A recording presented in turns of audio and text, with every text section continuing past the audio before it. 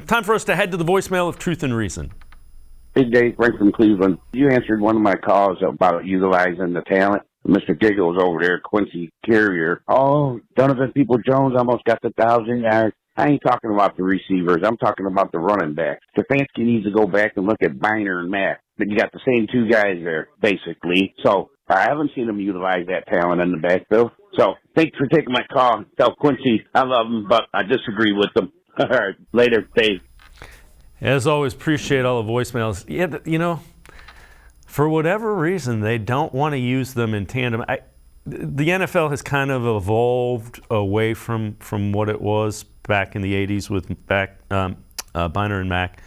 But there is a way you can use Nick Chubb and Kareem Hunt together that will be absolutely a nightmare for a defense because people aren't doing it.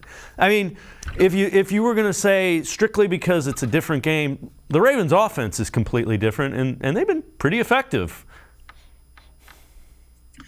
Yeah, the one thing I think back to is stress. Like, you stress a defense out by having those two players on the field at the same time.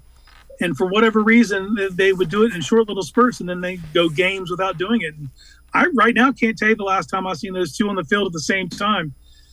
It's puzzling, and they've squandered this opportunity because there's virtually no way Hunt's going to be here next year. So any opportunity they had to do it, it's gone.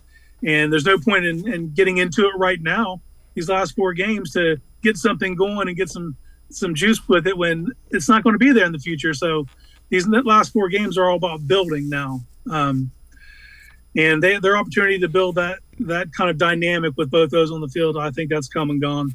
Yeah, I would agree. I would look at it as a missed opportunity because, again, when you do something that nobody else can replicate, you create problems. That's Lamar Jackson, that's Tyler Huntley, that's the Ravens offense. But, all right, I digress.